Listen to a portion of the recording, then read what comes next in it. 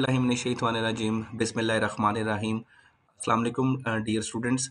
This is your Pakistan Studies teacher Zunair Farooq, and we are about to be part of a online and recorded lesson of Pakistan Studies P2, which is Environment of Pakistan, and we are here to explore chapter number 5 of this content or subject of yours for Pakistan Studies of O levels. Chapter number 5 is better entitled as Mineral Resources in Pakistan or Mining Sector of Pakistan, which is a very important chapter of your future concerns from this subject. Chapter number 5 या कोई भी chapter आप geography का जब start करते हैं, as I have told you that the first and the foremost step is to refer to its assessment objectives. अगर आप इसके learning objectives which are been given by Cambridge International उसके context में अपनी प्रिपरेशंस को start करेंगे तो definitely you are not going to be going to irrelevant patterns or path, but everything you are going to be inshallah part of any topic or any discussion. You are going to be relevant enough to answer all the questions of that specific unit. तो जब हम सबसे पहला step अपना explore करते हैं that is कि हम असेसमेंट ऑब्जेक्टिव लिस्ट को फॉलो करें. जब हम इस चैप्टर की असेसमेंट ऑब्जेक्टिव लिस्ट को फॉलो करते हैं तो सबसे पहले हमारे पास जो पॉइंट ऑफ अंडरस्टैंडिंग सामने आता है दैट इज़ कि हमें पाकिस्तान के जो मेजर नॉन मेटालिक या मेटालिक मिनरल्स हैं उनके बारे में ना होना ज़रूरी है. जैसे कि लेट सपोज यहाँ पर सबसे पहला असेसमेंट ऑब्जेक्टिव आपके डिस्प्ले स्क्रीन पे है and that is identify the main locations of limestone, gypsum, rock salt on a physical map of Pakistan and understand their uses. सबसे पहले तो being the part of this discussion we should be knowing कि minerals होते क्या है. After that metallic and non metallic minerals, these are the two categories in which they are divided. और metallic और non metallic minerals में पाकिस्तान जिन elements को या जिन minerals को होस्ट करता है they are most popularly limestone, gypsum, rock salt, gold, copper, chromite.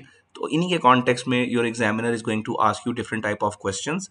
यहाँ पर जैसे हम देखते हैं तो we are given 3 major non metallic minerals in our assessment objective list, which are limestone, gypsum, rock salt, and we should be able to identify their exact location on the physical map के पाकिस्तान के किस specific region में these non metallic minerals are available.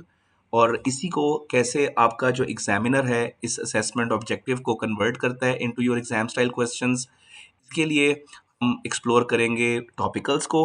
Definitely the second step to get your excellence is to refer your topicals always besides every chapter's information. तो जब हम बेटे अपने topicals को देखते हैं one of the topical is having such a question which is going to help us to complement this assessment objective during our exam. अब यहाँ पर your examiner has given a question and the statement of this question is study figure 3, which is a map showing the locations where 3 different non-metallic minerals are extracted in Pakistan. And you have been given this map and shaded areas are been given on the map and you are been asked to locate which type of mineral is been found in that specific area, and we are supposed to also tell the use of that metallic or non-metallic mineral even as well. So in this question we are being asked about non-metallic minerals, and the 3 metallic non-metallic minerals which are supposed to be identified by us are gypsum, limestone and rock salt. So basically if you have done chapter number 1 as I've told you earlier in the different session कि आपको अगर chapter number 1 की information है तो definitely you are going to be having facilitation in rest of your chapters of geography as well. और अगर chapter 1 में हमने डिफरेंट एरियाज को पाकिस्तान के मैप को अच्छे से एक्सप्लोर किया हुआ है तो definitely this question is not going to make trouble for anyone. और यहाँ पर हम देख सकते हैं कि this area which is the area on the first portion of this question, that is the Potohar range and the salt range we have in this specific part of Pakistan. यहाँ पर आप इसको बहुत easily identify कर सकते हो कि this is basically the area where we have rock salt.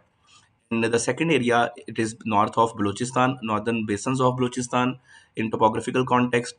यहाँ पे we have gypsum deposits, and this part is lower Sindh region where we have limestone deposits in Pakistan. तो आपका एक सिंपल असेसमेंट ऑब्जेक्टिव कैसे different types of questions में convert होता है इसकी ये अभी हमने एक प्रैक्टिकल डिमॉन्स्ट्रेशन देखी, and how these assessment objectives and their knowledge can assist us in answering the question.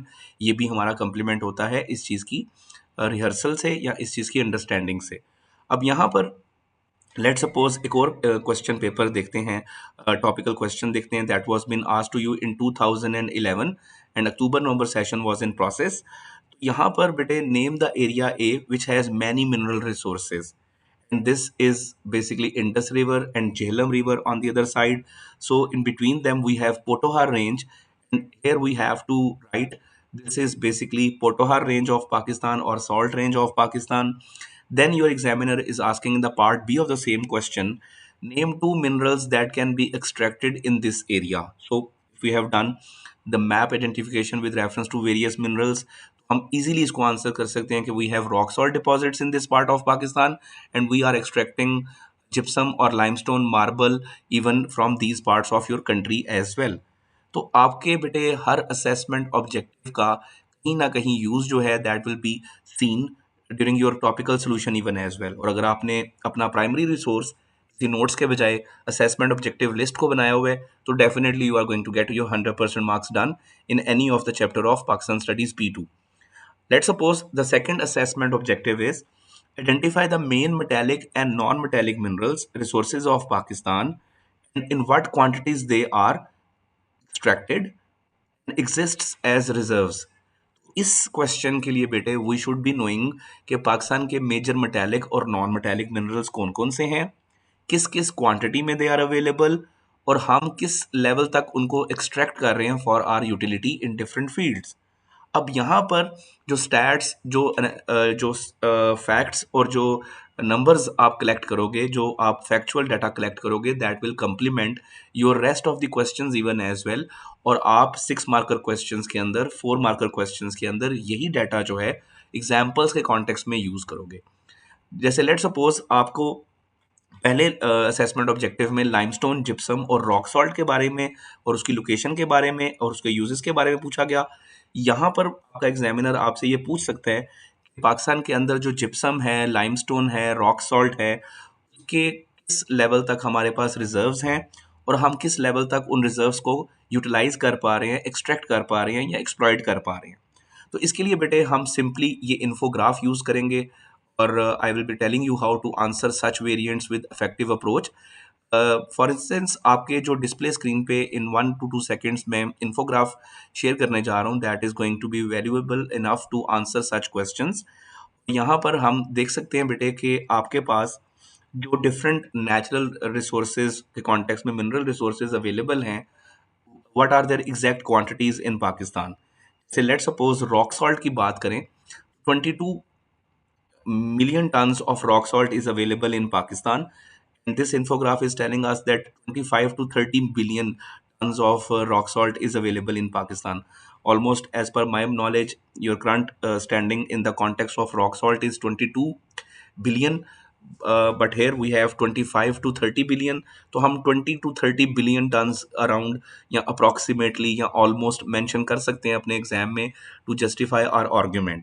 अब यहाँ पर if we have 20 to 30 billion tons of rock salt available in Pakistan and our coal deposits are 185 billion tons which are been available in Pakistan and which are been explored so far, तो हम उसमें से कितना extract कर रहे हैं annually ये चीज़ भी हमें पता होनी चाहिए because these things are going to help us out to exemplify our questions properly. जैसे लेट सपोज आपको एक क्वेश्चन आता है 6 मार्कर में, to what extent Pakistan can further develop mining sector in different parts of Pakistan.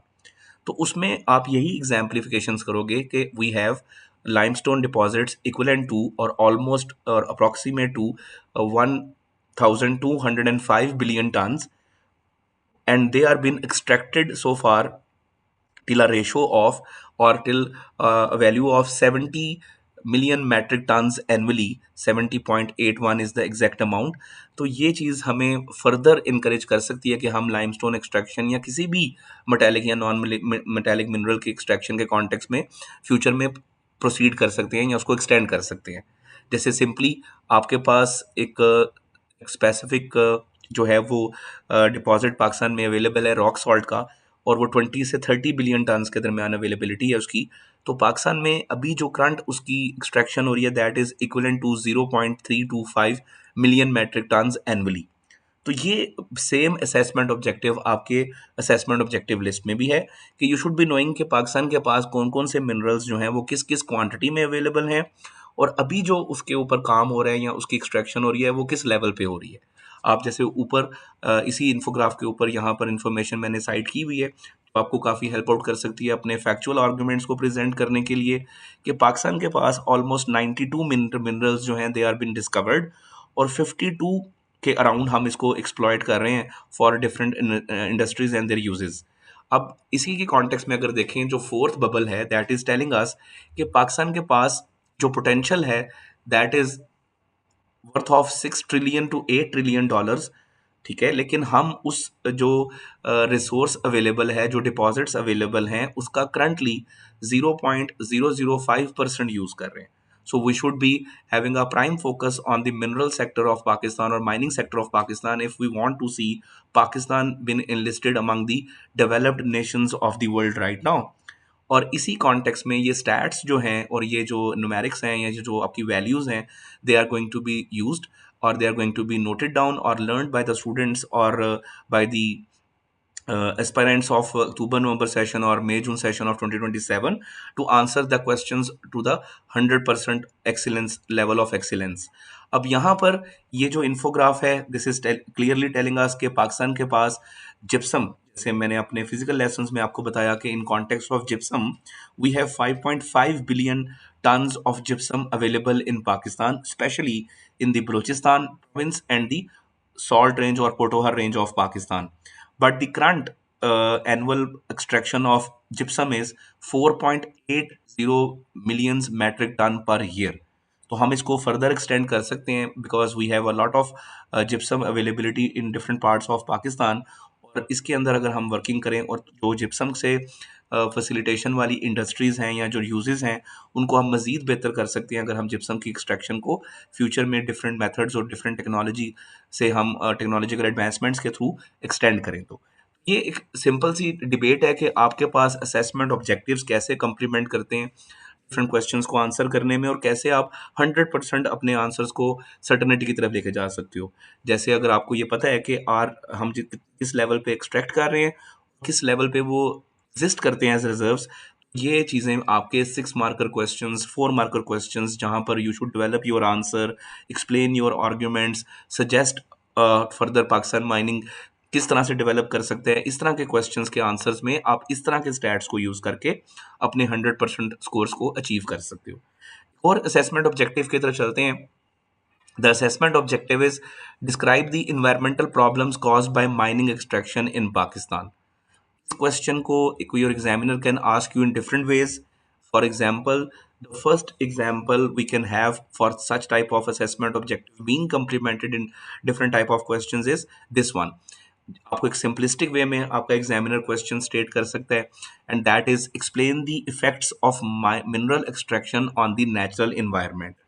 So definitely, if you have gone through how mining can cause damage to your natural environment or what is sustainable way or sustainable approach of mining, तो ये चीज़ें आपको ये help out करेंगी इस question को answer करने में। और इसी क्वेश्चन को can see in a different way as well, is this question, और यहाँ पर through image your examiner is asking you कि आप इस इमेज से इंटरप्रेट करें कि कैसे माइनिंग जो है वो नेचुरल इन्वायरमेंट को डैमेज कर सकती है। तो इस इमेज से भी हमें ये अंदाज़ा हो सकता है। और वैसे भी अगर हमने असेसमेंट ऑब्जेक्टिव को पढ़ा हुआ है और फॉलो किया हुआ है, उस पर नोट्स मेकिंग की हुई है, तो will be able to answer such questions with ease. अब जैसे इस पिक्चर से मैं अगर आइडेंटिफाई करूं, तो माइनिंग का जो इफेक्ट है, the first effect I can note down from this surface is that we are seeing and we are observing siltation on the rocks. white patches are here on this image which are showing you कि siltation और sodicity का problem increase हो सकता है if you are going to go for mining without the sustainable approach। उसके बाद अगर हम एक और चीज़ देखते हैं यहाँ पर इस इमेज में, तो we can see desertification of land because many minerals and many elements which are being extracted from different ways and different areas of Pakistan, they could be reactive and they can react with the surface and they can cause damage to your natural environment even as well, and in this way they can convert the fertile soils into deserts। तो यहाँ पर मैंने ये picture को display किया और आप इसको क्लियरली ऑब्जर्व कर सकते हो कि desertification of land can be seen. Then deforestation, as we need clearance of land before we are going to start our mining activity.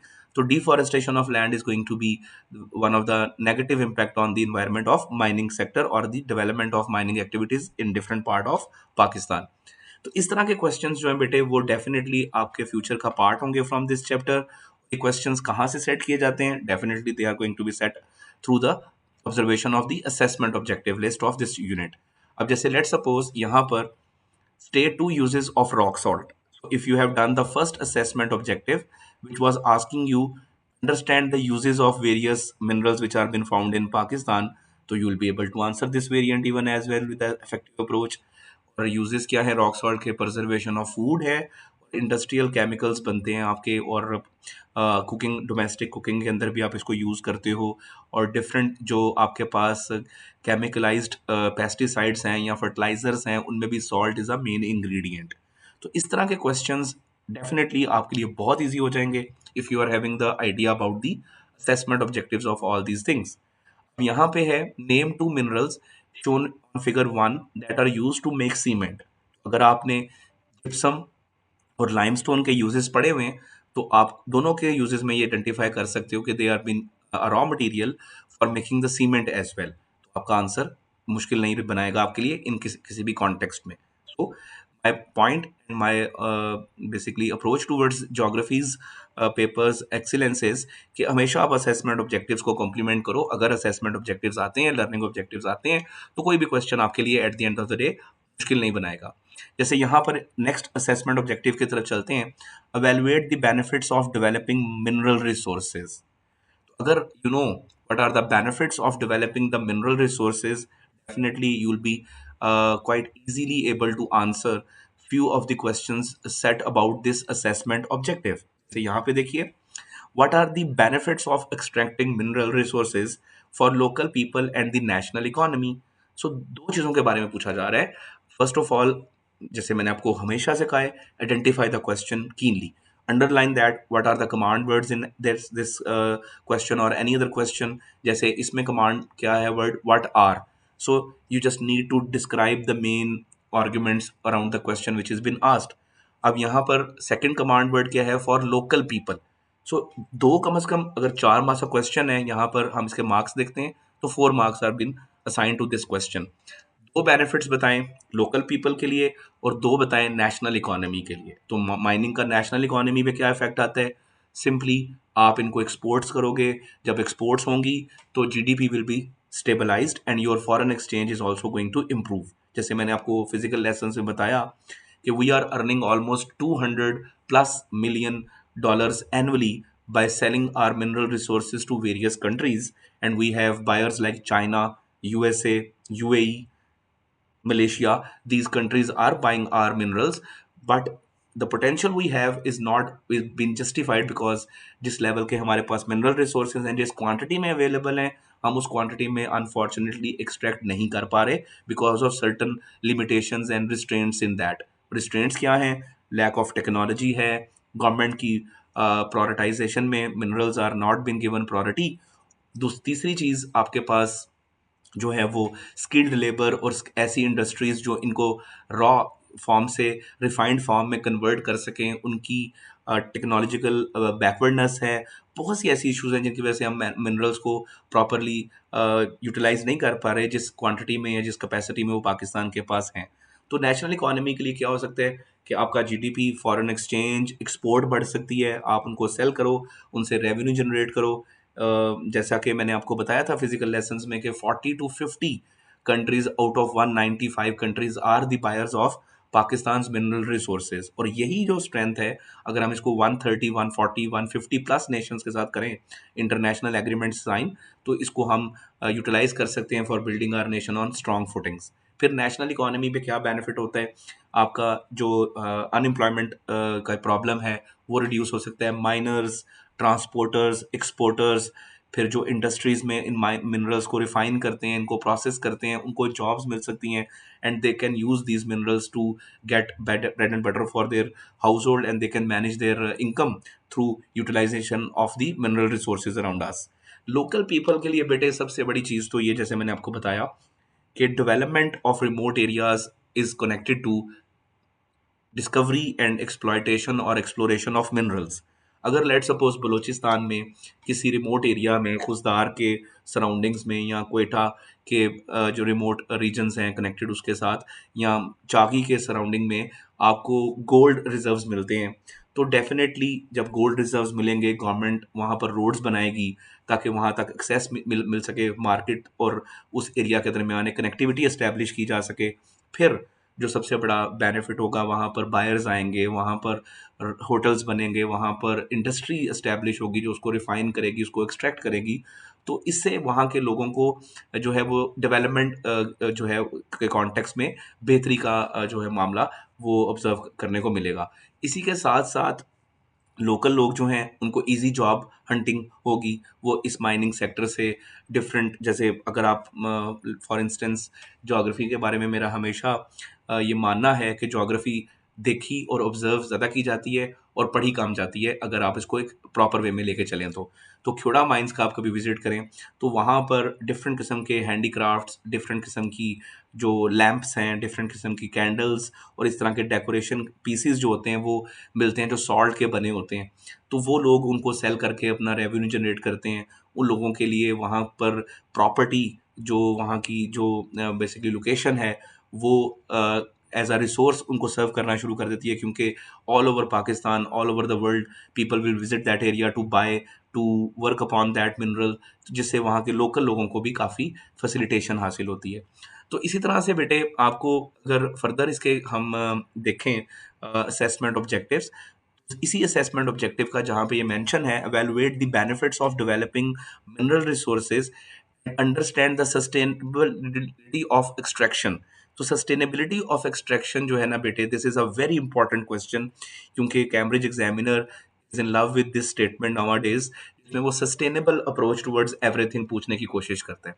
तो सस्टेनेबल क्या टर्म है? सस्टेनेबल टर्म है कि you are going to use your natural resources in a way which is not going to damage your existence or your surroundings in any way।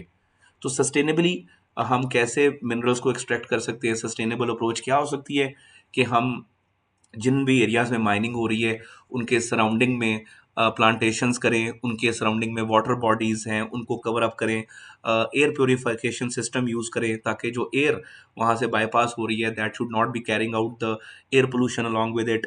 फिर उसके बाद जो mining के साथ कनेक्टेड लोग हैं उनकी सेफ्टी, उनके हेल्थ हैजर्ड्स का ख्याल रखना, उनको प्रॉपर इक्विपमेंट्स प्रोवाइड करना, उनको इस तरीके से ट्रेन करना कि वो इकोसिस्टम को डैमेज किए बगैर माइनिंग एक्टिविटीज़ को कैरी ऑन कर सकें। This is what is been required. तो आपको इस तरह के क्वेश्चंस जो हैं time and again will be set for your evaluation. जैसे लेट सपोज मैं 6 मार्क्स के क्वेश्चन की तरफ चलता हूँ, यहाँ पर हम टॉपिकल्स को भी साथ साथ कंसिडर कर लेते हैं। अब यहाँ पे question number 1 which is been given in the past papers from this topic is describe 3 environmental problems caused by mineral extraction. तो आप क्या करोगे? सबसे पहले तो you are going to write about desertification of land. इसमें आप थोड़ा सा एक्सप्लेन करोगे as multiple minerals are reactive like sulfur or uranium, so they can react with the soil around or the land around, and they can add up problem of soil pollution or land pollution in that area. Second is going to be your deforestation, as clearance of land is required before you are going to drill or dig for any mineral. So indirectly or directly mining can cause deforestation of in a specific area even as well। Third would be water pollution. जैसे water pollution mining से कैसे हो सकती है कि जब आप mining कर रहे हो तो जो कुछ रेजिड्यूज हैं they are going to be left over on the surface. जब बारिश होगी तो वो स्वाइप अप होके नियर बाय वाटर बॉडी में जाएंगे, दैट इज कनाल, रिवर और वट एवर दैट इज। वहाँ पर जब जाएंगे तो पानी के अंदर जब वो मिक्सअप होंगे तो that is going to be causing water pollution as well. फिर सॉडिसिटी है, सैलिनिटी है, आप ये इन्वायरमेंटल प्रॉब्लम्स भी लिख सकते हो माइनिंग के कॉन्टेक्स्ट में। लेकिन जो हमारा मेन कंसर्न है definitely that is to discuss the 6 marker questions, because they are the game changers of your geography. I have told you multiple times 6 markers are the trump card of your performance in P2। अगर आप 6 markers में अच्छे हो definitely your 18 marks are going to be pocketed with ease, and these 18 marks are going to elevate your result of P1 P2 combiningly to the best of the level. अब यहाँ से आप अगर देखें इस टॉपिक को, तो यहाँ पर है बेटे, evaluate the benefits and problems of further developing the mineral extraction industry in Pakistan. The question is very easy. First you have to give two arguments which are going to show the benefits, then you are going to cite two problems which are there in context of developing the mineral extraction industry in Pakistan. तो आपको दो arguments के साथ पहले बताना है कि what are going to be the benefits. Definitely I have told you कि 200 मिलियन रुपीज़ की या डॉलर्स की, सॉरी, ये इंडस्ट्री है, और अगर आप इसको फर्दर इंक्रीज करते हो तो you can have much and more foreign exchange from this sector, which can result into the shifting of your status from underdeveloping or in the process of developing country to a developed nation. दूसरा, employment opportunities हैं, GDP की strengthening है. फिर आप इसके अंदर example दोगे कि as Pakistan has 5.5 billion tons of gypsum available, और अगर हम इसको करंट इसका स्टैंडिंग देखें तो that is not what is been justified, because we are just extracting gypsum to 4.8 billion metric tons. इसको हम इंक्रीज करेंगे और इससे हम मजीद बेनिफिट्स ले सकते हैं, इंडस्ट्रीज को रॉ मटेरियल दे सकते हैं चीप वे में. तो आप एग्जांपल ऐड करोगे, फिर आप सेकंड पैराग्राफ हाउएवर लिख के we are facing certain problems in this sector and it's further development as well, और फिर आप दो प्रॉब्लम्स को एक्सप्लेन कर दोगे विद एग्जांपल, और एंड पे you are going to write the conclusion to this question. इसी तरह से बेटे, let's move on to the other questions of this topic. अब आगे जब आगे चलते हैं तो इसी तरह के क्वेश्चंस हमें मिलते हैं. अब यहाँ पर again map is been given, study figure 1.1, a map showing the four main areas of gypsum and limestone extraction in southern Pakistan. Right. The question is shading the oval shapes to show the main areas where gypsum and limestone are extracted. Use the information to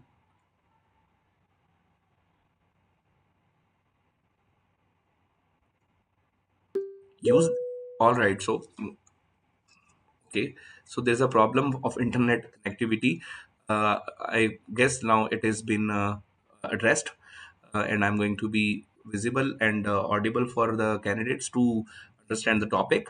अब यहाँ पर बेटे, a simple question has been asked in front of you from this topic. State two uses of each mineral in Pakistan. Gypsum, use one, use two. Limestone, use one and use two. Gypsum is used in manufacturing of cement. Number two, it has been used in manufacturing of plaster of Paris, even pesticides, insecticides, fertilizers as well. Limestone is used in making paints. It has been used in making glass. तो एक sensible answer लिखना है आपने. आपने without like making a sense answer नहीं देना. That will B not graded by your Cambridge examiner. So right a full answer, a meaningful sentence about these questions to get your score done for this question. अब next question की तरफ चलते हैं. The next question is identify the amount of GDP earned from mining in 2011. Right. So we have to 2011 का हमने जो है वो कैलकुलेट करना है यहाँ पर, and we are suppose to write almost 27 million, almost right, to get your 1 mark done. It's a quite easy question to answer. Next question is complete the passage below about limestone extraction in Pakistan. Choose the correct words from the list and place them in the spaces provided. यहाँ पर limestone, अब इसमें से हम बड़ा closely देखेंगे because this type of question should not be losing any mark. इसमें options given होती हैं, हमें सेंस बनानी है हर सेंटेंस के साथ कि वो सेंटेंस कंप्लीमेंट कर रही है मेरे ऑप्शन के साथ या नहीं कर रही है. तो when limestone eight the surface, this is my first sentence. यहाँ पर आउटक्रॉप्स, मेरे ख्याल में क्रॉप्स जो है ये, this is going to be the right answer. When limestone outcrops at the surface, it is extracted by quarrying. Quarrying is an open, अब mining नहीं हो सकता, ये वाला option is going to be right. Then from which stone is extracted from for building and engineering purposes. Ring is carried out by using different equipments and methods such as hand tools, explosives, or power saws, depending on the final use of the limestone. So it's a very easy question to answer if you are using a technique, and that is breaking down the sentences and making sense according to the options which are being given with the question asked. इसके साथ साथ बेटे, अगर हम further इसको देखें, further questions की तरफ चलें, तो ये है वो क्वेश्चन मैंने जिस पे हमेशा स्ट्रेस अपॉन किया कि सस्टेनेबल टर्म को आपने अच्छे से समझना है, क्योंकि सस्टेनेबल वर्ड आपके 6 मार्क क्वेश्चंस में भी काफ़ी दफ़ा यूज़ करता है examiner to ask you a different type of point of view. उसमें ट्रेडिशनल पॉइंट ऑफ व्यू आपका नहीं आएगा। जैसे देखें यहाँ पे क्वेश्चन है, evaluate the extent to which the extraction of Pakistan mineral resources could be made more sustainable। देखिए, अब आपने ऐसे हम माइनिंग को इस कॉन्टेक्स्ट में कर सकते हैं जो इन्वायरमेंट फ्रेंडली मेथड हो।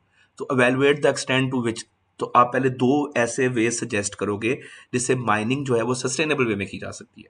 और वो कैसे की जा सकती है? एयर प्योरिफिकेशन सिस्टम इंस्टॉल किया जाए माइनिंग एरियाज के अराउंड या उनके नियर बाय जो सेटलमेंट्स हैं उनमें, ताकि जो भी एयर वहाँ से बाईपास होके आ रही है that should not be having the residues of those minerals, और they must be free from air pollution of that specifically context.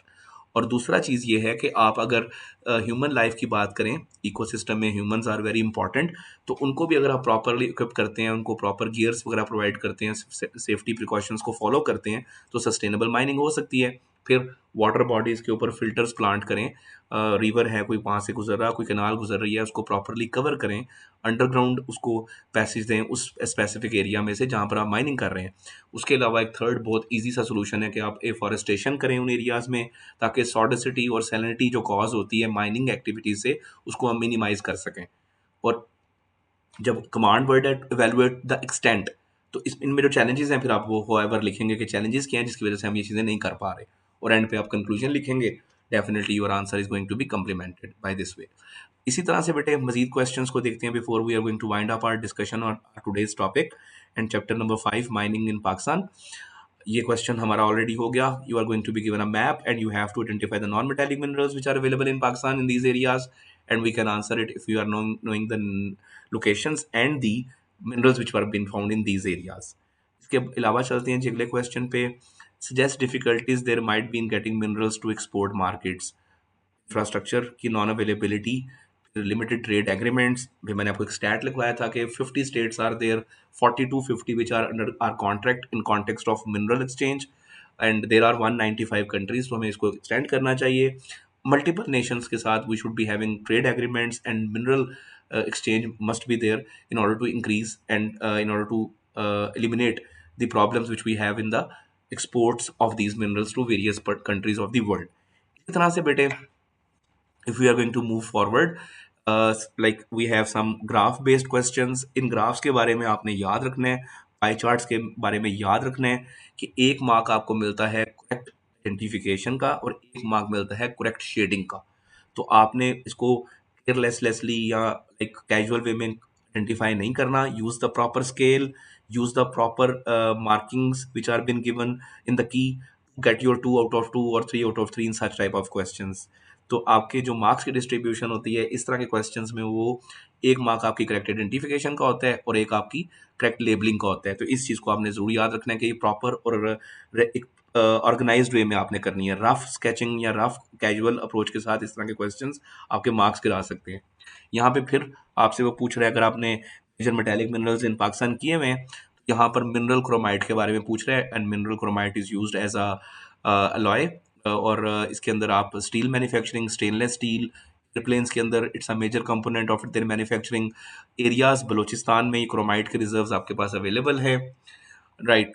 So let's explore more questions of this chapter, and by this, inshallah, we will be able to complement this chapter's information in a absolute way। मैं दोबारा आपके पास assessment objectives के context में ही आता हूँ, क्योंकि assessment objectives अगर आपने वन बाय वन सारे कर लिए हैं तो ये क्वेश्चंस जो हैं they are just going to be very comfortably answerable for you, क्योंकि यही असेसमेंट ऑब्जेक्टिव्स जो हैं बेटे वो आप टाइम एंड अगेन टॉपिकल्स में देखेंगे कि आपको किस तरह से वो पूछेगा इन चीज़ों के बारे में और क्या क्या सपोजिटली आप आंसर कर सकते हो उन असेसमेंट ऑब्जेक्टिव्स के कॉन्टेक्स्ट में। Even though your examiner has given you 3 bars with this assessment objective list, revision is required on a specific topic, you're average in this topic or you're good in this topic। तो आप खुद को भी evaluate करके इस chapter के बारे में या किसी भी चैप्टर के बारे में ज्योग्राफी के सर्टेनिटी अचीव कर सकते हो। तो अगर मैं यहाँ बात करूँ कि identify the main imported minerals, coal can be return, petroleum, mineral oil, ठीक है। और उसके बाद आप क्रोमाइट की बात भी कर सकते हो। Then you can talk about gold even as well.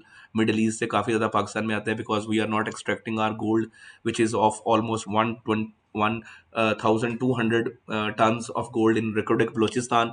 तो जब तक हम उसको प्रॉपरली कैपिटलाइज नहीं करते, एक्सट्रैक्ट नहीं करते, we have to buy it from other countries. इसी तरह से बेटे, understand the extent to which these can be exploited. ये असेसमेंट ऑब्जेक्टिव जो है, it is purely based on what I have shown you. Let me show it once again to you so that you can have effective idea about it, कि आपको ये चीज़ें करनी होती हैं, क्योंकि ये चीज़ें आपका एग्जामिनर आपको पूछेगा, he will trap you in these type of questions. और अगर आपके पास इस तरह का नॉलेज नहीं होगा, तो chapter number 5 will be problem for you in the future और in the context of evaluation. तो ये जो बार है, ये जो टेबल है, इन्फोग्राफ है, इन्फोग्राफ की जो स्टैट्स हैं, इनमें से थोड़े से आपको याद करने पड़ेंगे। जैसे ये आपके पास सामने सबसे बेस्ट जो इन्फॉर्मेशन देने के लिए है, वो दैट इज कि आपके पास जो पोटेंशियल है टोटल, उसके 0.005% आप एक्सट्रैक्ट कर रहे हो, और 68.52 million metric ton annual production हो रही है मिनरल से। Even though we have 6 to 8 trillion worth of these minerals available in different parts of Pakistan. जब हम बात करते हैं लाइमस्टोन की, तो we have this much of limestone. Let me show you some more stats, more factual things about topic I am discussing right now. और जो lessons में मेरे प्रेजेंट थे स्टूडेंट्स, उनको तो मैंने ये श्योर किया था कि they are going to note down these things. लेकिन जो नहीं थे, जो ऑनलाइन हमें फॉलो करते हैं, उनके लिए ये इन्फॉर्मेशन काफ़ी वैल्यूएबल रहेगी। और यहाँ पर दिस इन्फोग्राफ इज टेलिंग अस हम कितने रिच हैं इस कॉन्टेक्स्ट में। और हमारे पास टोटल कोल का जो रिजर्व है, that is 185 billion turns available in Pakistan. Kyoda mein we have 220 million tons of like salt available. Ekodic mein we have 1,200 tons almost gold available. Gypsum 5.5 billion tons.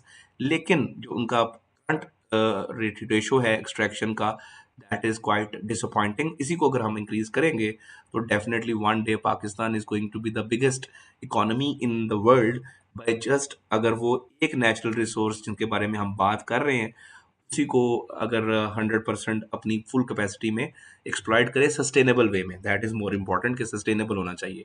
अब यहाँ पर 185 billion हमने देखा कोल का, लेकिन हो क्या रहा है, 8.43 मिलियन मैट्रिक टन हम इसको एक्सट्रैक्ट कर रहे हैं। तो ये चीज़ें बेटे आपके लिए बहुत वैल्यूएबल सोर्स ऑफ इंफॉर्मेशन होंगी। और अगर आप इनको प्रॉपरली करते हो, तो definitely your 6 markers are never going to be a problem for you if you know the assessment objective, if you know the stats, if you know the command words, if you know the formats of 6 marks questions. Definitely you are going to get your 100% results in this subject. So hope for the best, and I hope that this discussion will be helpful for you to further elaborate and further consolidate your understanding of chapter 5. It's a very easy chapter to understand and discuss. Just you need to go through the assessment objectives, solve the topicals, go through such infographics, research and make your own notes of the best of the information based on factual points, and you will be able to get 100% marks in this chapter even as well. So with this note, I'm going to wind up our today's session, inshallah, with more topics and more informative videos on Pakistan studies. P2 will be inshallah resuming once again in the next week, and inshallah chapter number 6, which is fishing industry of Pakistan, would be the topic of our future discussions. Till then, take care of yourself, stay blessed, and always believe in yourself, and believe that whatever Allah has given us, we should be capitalizing it for our best of the development or other things. We are not been left or ignored by Allah's basically blessings, but the lack of awareness and the lack of knowledge about these things are the major challenge in getting the tag of the most developed country in the world. So hope that our people and especially the government will be realizing the importance of these minerals, and they are going to work upon growth of Pakistan through such natural resources. So stay blessed, bete. Allah Hafiz for the day.